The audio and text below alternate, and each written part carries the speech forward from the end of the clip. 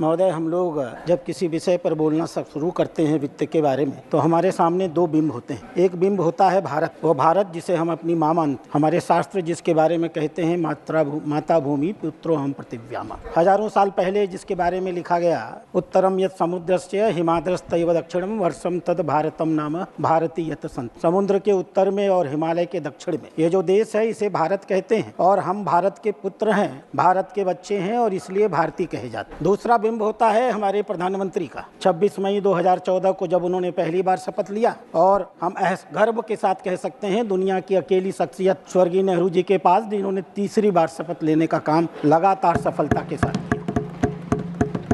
माननीय प्रधानमंत्री जी जब शपथ ले रहे थे तो दो प्रकार की शपथ ले रहे थे। एक संवैधानिक शपथ जो इस देश के महामहिम से राष्ट्रपति दिलवा रहे थे, एक दूसरी भी शपथ उसी समय वो ले रहे। मैं अगर प्रधानमंत्री बना हूं तो मेरे काम करने की दृष्टि क्या होगी, मेरी आर्थिक नीतियां क्या हों। और वह शपथ उन्हें नरेंद्र नाम का एक दूसरा नौजवान दिला रहा था। नाम था नरेंद्र नाथ दत्त विवेकानंद। विवेकानंद बोल रहे थे और माननीय प्रधानमंत्री में मन में ही उनके शब्दों को दोहरा रहे। प्रधानमंत्री कह रहे थे, मैं नहीं भूलूंगा कि मेरा विवाह, कि मेरी संपत्ति, कि मेरा जीवन मेरे व्यक्तिगत भोग विलास के लिए या इंद्रिय सुखों के लिए हुआ है, मेरे व्यक्तिगत सुख के लिए हुआ है। मैं नहीं भूलूंगा कि मेरा यह समाज उस विराट महामाया की एक छाया मात्र है। मैं नहीं भूलूंगा भारत के जितने भी नागरिक हैं, अशिक्षित हों, गरीब हों, दलित हों, पिछड़े हों, मैं भारतवासी हूँ और ये सारे नागरिक भारतवासी हैं, हमारे परिवार के सदस्य हैं। इनका सुख और दुख हमारा और सुख और दुख होगा। मैं नहीं भूलूंगा इस बात को कि जब तक यह जीवन है, यह धरती हमारे लिए स्वर्ग है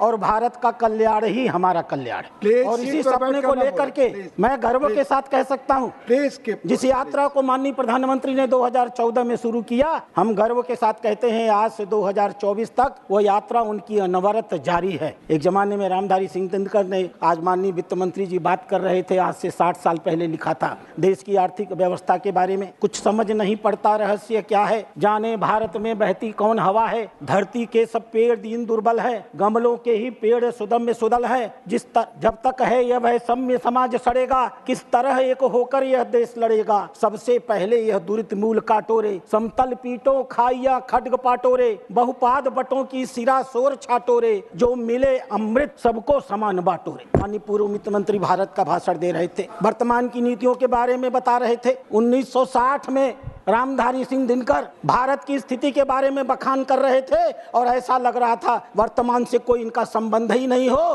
65 साल इन्होंने राज किया है। 65 सालों के रहते हुए रामधारी सिंह दिनकर की इस पीड़ा को किंचित मात्र भी इन्होंने अगर बदला होता तो शायद ये बातें इन्हें आज दोहराने की जरूरत नहीं पड़ी। और इसीलिए माननीय प्रधानमंत्री जब सत्ता पर आए तो उनकी प्राथमिकता थी, देश का गरीब हमारी प्राथमिकता होगी, देश का नौजवान हमारी प्राथमिकता होगी, देश की बहनें हमारी प्राथमिकता होगी, देश का किसान हमारी प्राथमिकता होगी। और हम सब गर्व के साथ कह सकते हैं जितनी नीतियां उन्होंने बनाई, हम नाम पर नाम ले सकते हैं, उनकी उपलब्धियों को गिना सकते हैं। पहली बार जब वो जनधन योजना लेकर के आए थे, आप तो नहीं ला पाए 65 सालों में, आप तो इस बात की चिंता नहीं कर पाए कि इस देश में 53% ऐसे लोग हैं जिन्होंने बैंक का मुंह तक नहीं देखा था। आभारी होना चाहिए इस देश को, हमारे प्रधानमंत्री का, जिन्होंने इस बात को तय किया कि भारत का एक भी नागरिक जिसके पास एक पैसा नहीं होगा, हम उसे बैंक तक पहुंचाएंगे, बिना ब्याज के पहुंचाएंगे, जीरो बैलेंस पर अकाउंट खोलेंगे, उसके अकाउंट में 5000 रुपया डालेंगे, उसे बचत करने की कला सिखाएंगे, उस देश के विकास में उसकी हिस्सेदारी करेंगे। पीछे बैठकर 65 सालों में आपने अपने देश की नागरिकों को मजबूर किया, बहनों को गाँव के अंधेरे में शौचालय में जाने के लिए, अपनी इज्जत को बचाने के लिए, विभिन्न प्रकार की समस्याओं का सामना करने के लिए आप इस मंच पर खड़े होकर आज भाषण देते हो। महिलाओं की जो बेइज्जती आपने 65 साल में इस देश में की है, भारत सन के साथ डूबेगा। आपको एहसान होना चाहिए माननीय प्रधानमंत्री का, जिन्होंने इस देश में स्वच्छ भारत योजना प्रारंभ की। और आज हम गर्व के साथ कह सकते हैं भारत का कोई भी महिला, भारत की कोई भी बच्चा, कोई भी बूढ़ा आज अपने घर से निकल करके रात के अंधेरे में सड़कों पर जाने के लिए, शौचालय के लिए बाध्य नहीं हो सकता। आपको शर्म आनी चाहिए। 65 साल आप सत्ता में रहे, रहे। 3,70,00,000 सिर्फ ऐसे घर थे जिनके घर आप पीने का पानी पहुंचा सके। शेष आप बात करते हैं आधे लोगों की, आप 140 करोड़ की जनसंख्या बताते हैं। 140 में 3,70,00,000 घरों को आपने पीने का पानी पहुंचाया था। आपको आभारी होना चाहिए हमारे प्रधानमंत्री का, जिन्होंने शुरू किया जल जीवन मिशन, जिनके नेतृत्व में आज हम गर्व के साथ कह सकते हैं 14 करोड़ घरों में हमने पीने का पानी पहुंचाने का काम किया है। आपको शर्म नहीं आती? इस देश की 90% जनसंख्या इलाज नहीं करा पाती, चिकित्सा तक उसकी पहुंच नहीं होती थी। इलाज कराने में वो गरीबी रेखा के नीचे चली जाती थी, उसके घर बिक जाते थे, उसकी जमीनें बिक जाती थी। आप उसकी चिंता नहीं करते थे। चिंता अगर किसी ने किया तो भारत के प्रधानमंत्री नरेंद्र मोदी ने किया, जिसने तय किया इस देश का कोई भी गरीब पैसे की कमी के नाते मरेगा नहीं। आयुष्मान भारत योजना शुरू हुई, 50 करोड़ नागरिकों को आच्छादित किया गया और हम गर्व के साथ कह सकते हैं पिछले 7 सालों के अंदर, पिछले 5 सालों के अंदर 7 करोड़ 34 लाख लोगों ने अस्पताल में इलाज कराया। अध्यक्ष महोदय, मैं आपके सामने एक रिपोर्ट पेश करता हूँ। यह रिपोर्ट है स्टैंडर्ड ऑफ पुअर की। चुनाव जब चल रहा था, चुनाव का निर्णय आने वाला था, 29 मई को यह रिपोर्ट आई थी। ये छोटी मोटी संस्था नहीं, पूर्व वित्त मंत्री इसको नकार नहीं। महत्वपूर्ण ये नहीं है कि उन्होंने भारत की रेटिंग बढ़ा दी। 2009 में भारत की रेटिंग BBB माइनस नेगेटिव थी, आपकी सरकार की। 2012 में भारत की रेटिंग BBB माइनस नेगेटिव थी, आपकी सरकार थी। 2014 में नरेंद्र मोदी सरकार में आए, आते ही मान रेटिंग 4 महीने के अंदर बदल गई, BB माइनस से और BB स्टेबल हो गई। और हम गर्व के साथ कह सकते हैं 29 मई 2024 को घोषणा किया स्टैंडर्ड पुअर ने, और भारत की रेटिंग BB माइनस स्टेबल से बदल करके BB माइनस पॉजिटिव कर दिया। और महोदय, यह महत्वपूर्ण नहीं है, महत्वपूर्ण यह है कि ऐसा करते हुए स्टैंडर्ड ऑफ पुअर ने अपनी रिपोर्ट में क्या कहा, मैं उस रिपोर्ट को पढ़ना चाहूंगा महोदय।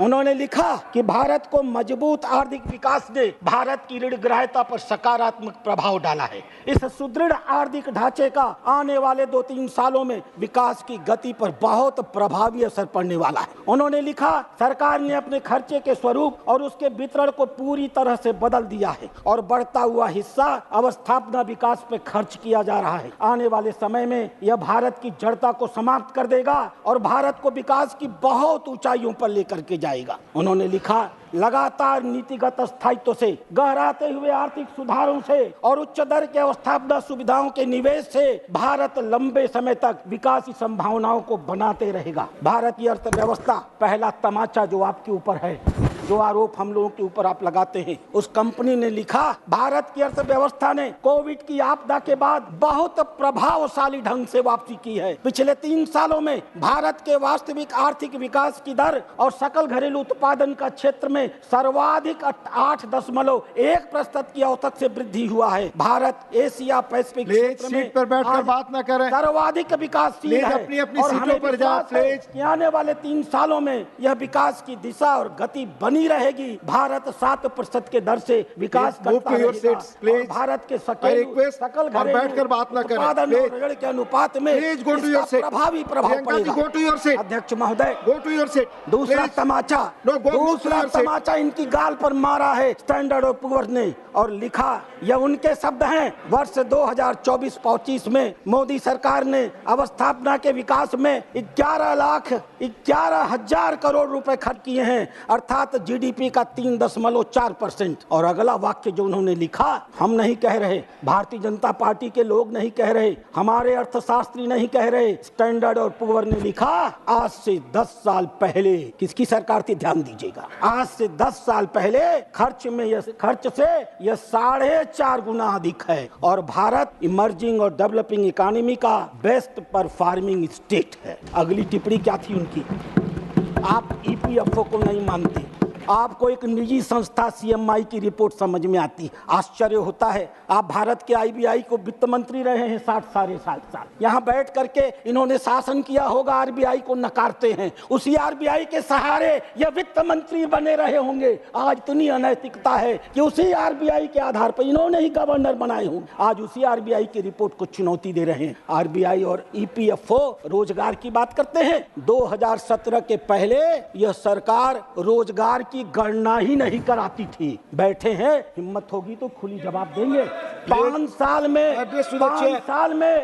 5 साल में एक बार रोजगार की गणना होती थी, क्वार्टरली रिपोर्ट लाई जाती थी। आज हम गर्व कर सकते हैं 2017 के बाद भारत के प्रधानमंत्री ने तय किया हर 3 महीने में भारत के रोजगार की गणना की जाएगी। ईपीएफओ के आंकड़े को आप निकालिएगा। स्टैंडर्ड और पुअर, दुनिया की सारी संस्थाएं ये सीएमई के फर्जी आंकड़ों को नहीं मानती, ईपीएफओ के ही आंकड़े को मानती हैं। और ईपीएफओ के आंकड़ों को कोट करते हुए उन्होंने लिखा, ईपीएफओ के आंकड़े से पता चलता है कि भारत में, ध्यान से सुनिएगा, ईपीएफओ के आंकड़े से पता चलता है मजदूरों में शक्ति बढ़ी है। फॉर्मल रोजगार में 11.4% की वृद्धि हुई है। स्वाभाविक रूप से आने वाले समय में भारत की मांग बढ़ने वाली है। और चौथी टिप्पणी, जीएसटी लाने वाले यही थे, लागू नहीं कर पाए, हमने लागू कर दिया। आज जीएसटी को विकास विरोधी बताते हैं। क्या कहा स्टैंडर्ड पुअर ने? जीएसटी की आलोचना करने वालों को सही जवाब दिया। भारत ने 2017 में जीएसटी इंप्लीमेंट किया और तब से इसका मीठा फल खा रहा है। 2024 में 11.7% की वृद्धि से 20 लाख करोड़ रुपया जीएसटी इकट्ठा हुआ है और ये राजस्व बढ़ता रहेगा और भारत का विकास बढ़ता रहेगा।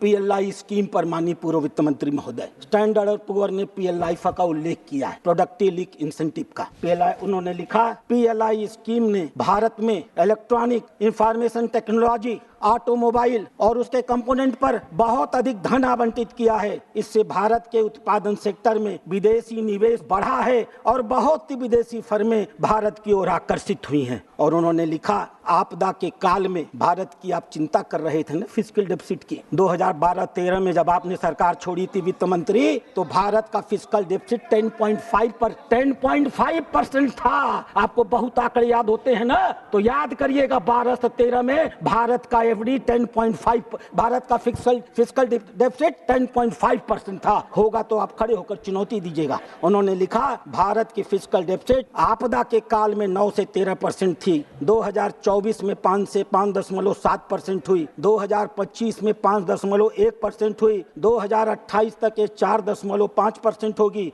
और लगता है 2028 में यह घाटा घट करके 4.2% हो जाएगा। एक संस्था अध्यक्ष महोदय दूसरी इनकी बड़ी प्रिय, जब इनकी सरकार थी 1991 में, उसी सरकार के, उसी सत्ता के दबाव में इन्होंने क्या क्या पाप किए थे, इतिहास इसका गवाह है। भारत के इतिहास का वो सबसे काला दिन था अध्यक्ष महोदय, हमें से किसी भी नागरिक को नहीं भूलना चाहिए। कांग्रेस की सरकार थी, एक सरकार इन्होंने चंद्रशेखर जी के साथ चलाई, जैसे इनकी आदत है 4 महीने बाद उसको धोखा दे दिया। दूसरी सरकार इन्होंने नरसिम्हा राव चलाई, जैसी इनकी आदत है, बेचारे नरसिम्हा राव मरे, उनकी 100 यात्रा निकली, कांग्रेस के कार्यालय के गेट पर आधे घंटे तक खड़ी रही। इन लोगों ने अपने प्रधानमंत्री की लाश को अपने कार्यालय के अंदर नहीं घुसने दिया।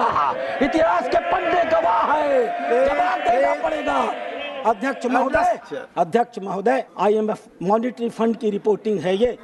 आईएमएफ ने भारत की मजबूत आर्थिक उपस्थिति की प्रशंसा किया। एशिया पैसिफिक के निदेशक कृष्णा श्रीनिवास ने कहा, भारत के मैक्रो फंडामेंटल बहुत अच्छे हैं, देश की अर्थव्यवस्था बहुत अच्छी कर रही, 6.8% की विकास दर बहुत अच्छी है। ध्यान से सुनिएगा, महंगाई पर नियंत्रण हो रहा है। यह भारत सरकार नहीं कह रही, यह वो संस्था कह रही जिसके दबाव में आपने भारत को गिरवी रख दिया था। मैं उस विषय पर आने वाला। महंगाई पर नियंत्रण हो रहा है, भारत को अपने इसको टारगेट के भीतर और लाना होगा। 2023 यानी पिछले महीने वित्त मंत्री 2023 के दूसरे छमाही में हुई आर्थिक वृद्धि ने सबको आश्चर्यचकित कर दिया है। भारत की मजबूर घरेलू मांग आर्थिक गति को बढ़ा रही है। उन्होंने कहा, भारत के विकास के अनुपात को बदलना होगा। अप्रैल में भारत की विकास दर 6.5 से बढ़ा करके उन्होंने 6.8, ये जीडीपी को चुनौती देने बैठे हैं। 7 साल रहे हैं, इसी जीडीपी को बनाते रहे हैं और और इसी पर भाषण देते रहे। और IMF ने कहा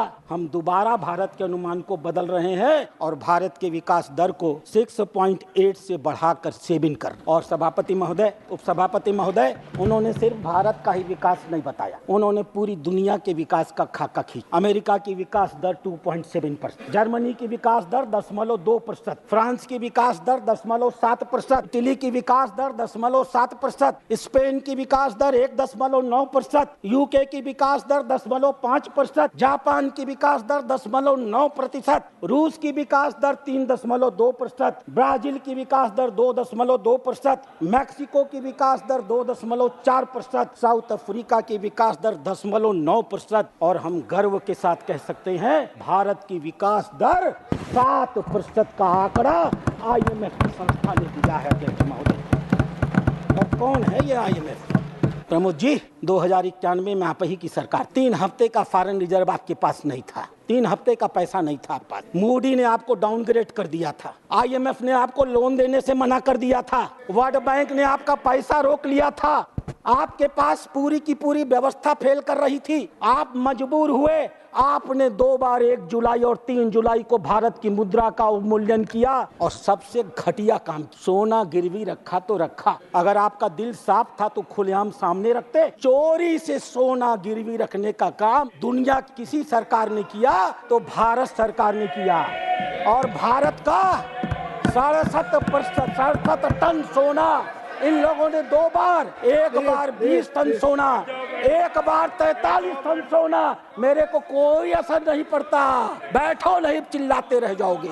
एक बार 20 टन सोना और एक बार 67 किलो सोना इन लोगों ने गिरवी रखा, रात के अंधेरे में रखा। हुआ क्या अध्यक्ष महोदय? एक बहुत नामी पत्रकार है शंकर अय्यर, वो बेचारे एयरपोर्ट गए थे किसी काम से, उन्होंने देखा कि एक ट्रक का पहिया फट गया तो वो देखने पहुंचे, पता चला कि उसके अंदर सोना भरा हुआ। और तब जाकर के दूसरे दिन खबर छपी कि भारत ने अपने 142 करोड़ नागरिक जिनकी चर्चा कर रहे हैं ना, उनसे छिपा करके भारत का सोना गिरवी रख दिया। और हम गर्व के साथ कह सकते हैं हमारे पास एक प्रधानमंत्री है, चुनाव की गहमा गहमी में छिप गया। 31 मई 2024 को हमारे मोदी जी के नेतृत्व में इस देश ने अपना 100 किलो टन सोना भारत में वापस मंगवाया है और भारत के खजानों में रखा गया है।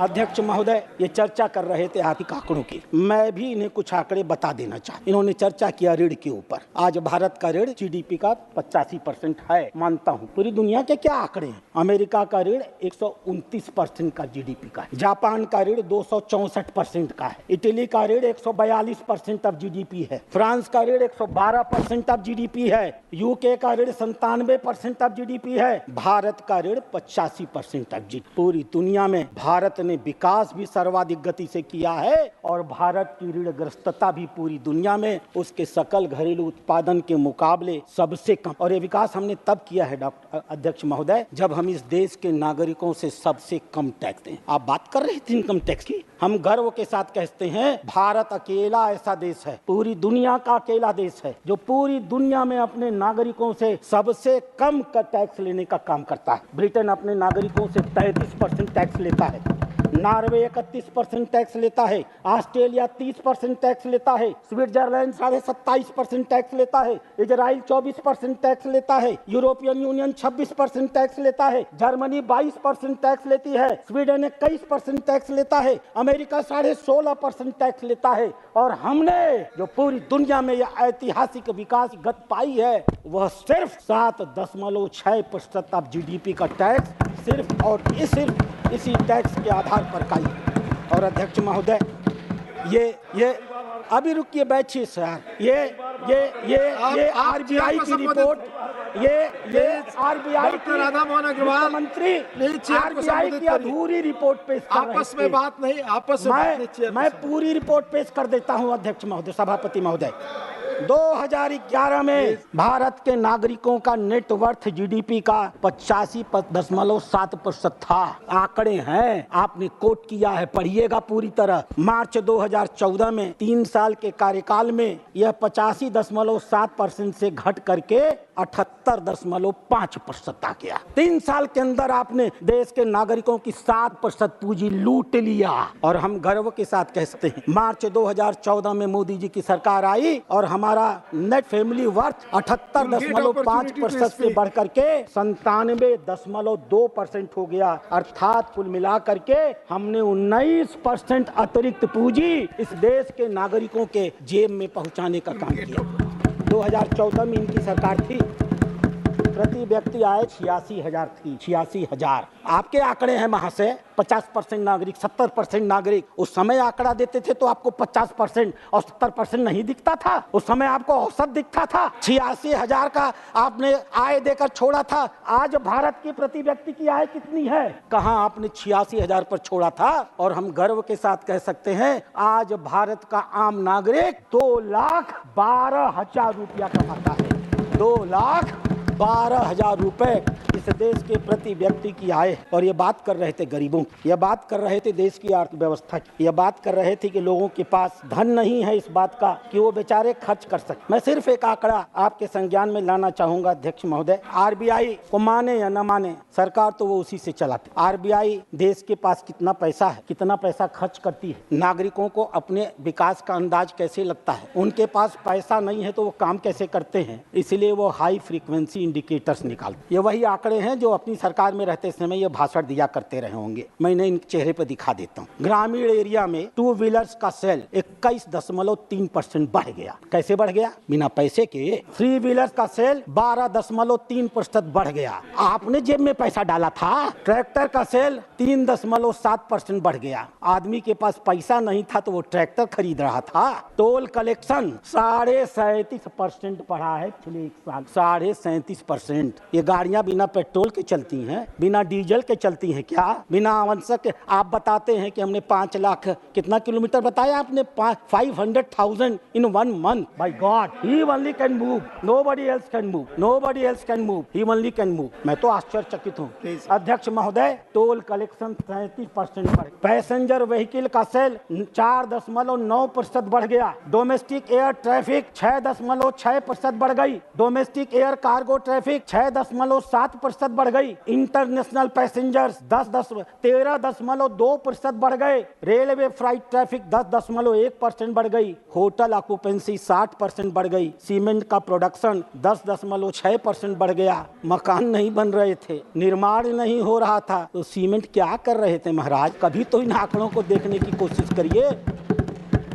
स्टील का प्रोडक्शन 19.1% बढ़ गया। ऑटोमोबाइल का सेल 18.2% बढ़ गया। कमर्शियल व्हीकल का सेल 3.5% बढ़ गया। जीएसटी का ईबे बिल 16.3% बढ़ गया। जीएसटी का कलेक्शन 11.4 बढ़ गया। और अध्यक्ष महोदय, नागरिकों के पास पैसा नहीं था, मकान की खरीद नागरिकों के बीच में 33% बढ़ गई। 33% अधिक लोगों ने इस साल मकान अतिरिक्त खरीदे हैं। ये कहते हैं कि देश में पैसा नहीं है। आप देख नहीं पाते, देखना नहीं चाहते। जॉन्डिस्ड आई हैं आपके। ठीक है अध्यक्ष महोदय, इनका एक दूसरा आर्थिक आंकड़ा आता है, वो बहुत जरूरी है जानना। उस आंकड़े को कहते हैं परचेजिंग मैनेजर इंडेक्स। इस बार इन्होंने अपने भाषण में नहीं कहा। पिछली बार जब ये खड़े हुए थे तो परचेजिंग मैनेजर इंडेक्स की बात कर रहे थे। इनका जवाब देते समय मैंने कहा था कि आप झूठ बोल रहे हैं, आपने गलत आंकड़े। आज मैं सही आंकड़ा प्रस्तुत कर देता हूँ संसदीय अध्यक्ष महोदय। हाँ, सत्य कह लीजिए, भ्रम कह जो चाहे कह। अध्यक्ष महोदय, परचेजिंग मैनेजर इंडेक्स मैन्युफैक्चरिंग क्षेत्र में। परचेजिंग मैनेजर इंडेक्स का मतलब होता है कि देश की विकास गति, समझ लीजिए, नहीं तो फिर उल्टा बोलेंगे ये लोग, समझाना भी तो जरूरी है ना। इसका मतलब होता है कि विकास की धारा 1 मिनट समय है डॉक्टर अगर 50 से नीचे है इसका माने देश का विकास कम हो रहा है। अगर 50 से ऊपर है इसका मतलब देश का विकास बढ़ रहा है। माननीय नेता प्रतिपक्ष, 24 घंटा तो आप बोलते हैं, कभी हम लोगों को भी बोलने का मौका दीजिए। Purchasing manager index manufacturing, Australia का मूल्य है 47.2, जापान का मूल्य है 50, अमेरिका का मूल्य है 51, चीन का मूल्य है 51, यूके का मूल्य है 50, दुनिया का औसत है 50 और भारत का purchasing purchasing manager index manufacturing के क्षेत्र में 58.3% है। ये किस बात का द्योतक है? अध्यक्ष महोदय,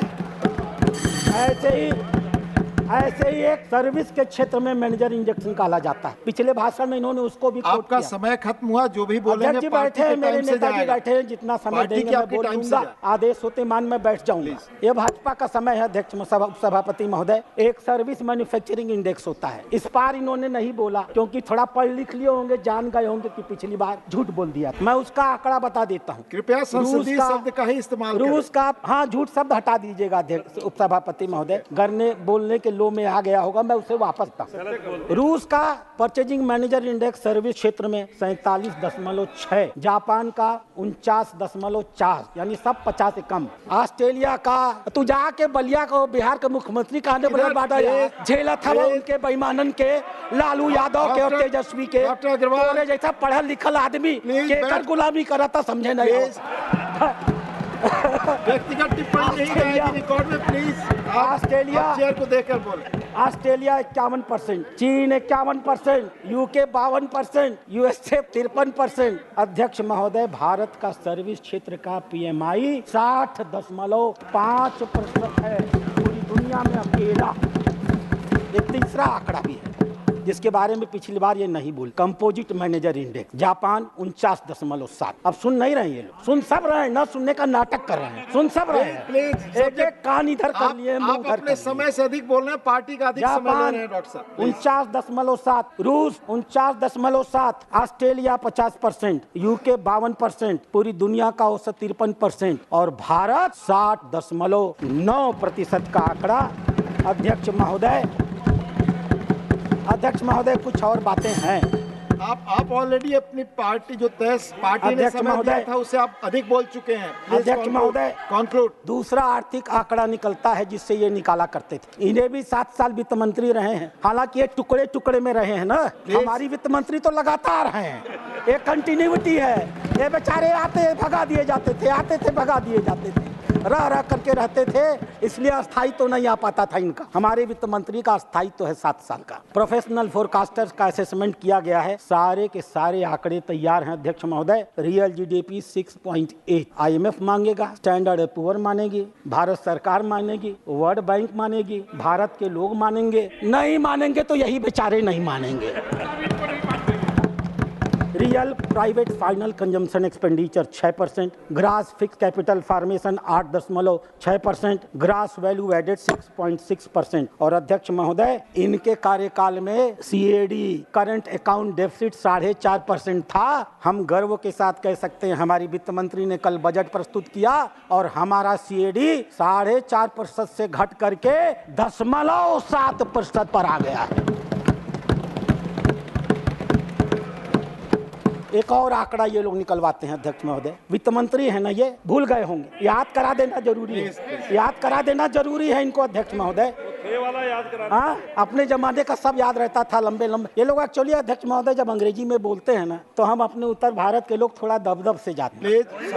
जरा हिंदी में सुन ले और हिंदी में जवाब दे देंगे। RBI ने कैलकुलेशन किया, हम तो दिल्ली उनके ना भाई मनोज झा के, उनके देवे पड़ी करंट सिचुएशन इंडेक्स। भारत का करंट सिचुएशन इंडेक्स जो रोजगार के आधार पर बनता है, आर्थिक परिस्थितियों के आधार पर बनता है, मूल्य के आधार पर बनता है, आय के आधार पर बनता है और नागरिक के खर्च करने की क्षमता के आधार पर बनता है। 100 के मुकाबले इसका मूल्य है 97.1। और 1 साल बाद भारत की आर्थिक व्यवस्था कैसी होगी, इन विशेषज्ञों के मन में आज से आने वाले 1 साल के बाद भारत आर्थिक रूप से कैसा मजबूत होगा, उसके लिए वो लोग निकालते हैं फ्यूचर एक्सपेक्टेशन इंडेक्स। और अध्यक्ष महोदय, 100 के इंडेक्स में भारत का मूल्य 124.7 है। ये गरीबी की बात कर रहे थे अध्यक्ष महोदय। ये वर्ल्ड बैंक एक जमाने में गुलामी करते थे ना, उसी के इशारे पे नाचा करते थे ना। ये पर कैपिटा इनकम से गरीबी देख भारत के प्रधानमंत्री ने तय किया। गरीबी से उठे थे ना वो, उन्हें मालूम था गरीबों की आय अगर थोड़ी सी बढ़ा दी जाए तो भी आर्थिक सुविधाओं तक उसकी पहुंच नहीं होती, सामाजिक सुविधाओं तक उसकी पहुंच नहीं होती, शैक्षणिक सुविधाओं तक उसकी पहुंच नहीं होती। उसकी जेब में पैसा होता है लेकिन विभिन्न सामाजिक पूर्वाग्रहों के नाते इन सुविधाओं को वो खरीद नहीं पाता। इसलिए आपने गौर किया होगा, माननीय प्रधानमंत्री ने गरीबों के अमीर बनने का इंतजार नहीं किया, उनकी जेब में पैसा आएगा तब वो ये सुविधा पाएंगे, इसका इंतजार नहीं किया। 4 करोड़ मकान बना के दे दिए, निःशुल्क दे दिया। घरों में शौचालय दे दिया, निःशुल्क दे दिया। घर में फ्री बिजली दे दिया, निःशुल्क दे दिया। इलाज का इलाज करा दिया, निःशुल्क दे दिया। गैस दे दिया, निःशुल्क दे दिया। और फिर आय बढ़ा करके 80,000 से बढ़ा करके 86,000 से बढ़ा करके अध्यक्ष महोदय 2,12,000 कर दिया। मैं समाप्त कर रहा हूँ। और ये नीति आयोग की आलोचना कर रहे थे। क्या करे, ये प्लानिंग कमीशन चलाया करते, ये अपने मुख्यमंत्रियों को चपरासियों की तरह प्लानिंग कमीशन के चपरासी के सामने घुटने टेकवाया करते थे। हमारी सरकार आई तो हमने तय किया, हम फेडरल कोऑपरेशन पे विश्वास करते हैं। हम प्रधानमंत्री हैं तो हमारा मुख्यमंत्री भी अपने प्रदेश का सम्मानित अधिकार है। हम अपने अधिकारियों को, हम अपने प्रधानमंत्रियों को, राजनीतिक जनप्रतिनिधियों को IAS और PCS के अधिकारियों के सामने अटेंडेंस लगाने के लिए मजबूर नहीं करेंगे। प्लानिंग कमीशन को समाप्त करके माननीय प्रधानमंत्री ने इस देश के हर मुख्यमंत्री के सम्मान की रक्षा की है। नीति आयोग का यह मल्टी डायमेंशनल पॉवर्टी इंडेक्स अध्यक्ष महोदय जो यह बताता है कि पिछले 10 सालों में हमने 24 करोड़ 10 लाख लोगों को सिर्फ गरीबी रेखा से ऊपर नहीं उठाया है। जीवन की जितनी जरूरतें होती है ना, आप लोग तो अमर सेन के बहुत बड़े भक्त हैं ना, क्योंकि वो भाजपा के विरोधी हैं। अमर सेन का गुण गाते हैं आप लोग ना। अमर सेन भी लेकर के आए थे इसी मल्टी डायमेंशनल पॉवर्टी को, आपने नहीं लागू किया क्योंकि आपका चेहरा बेनकाब हो जाता।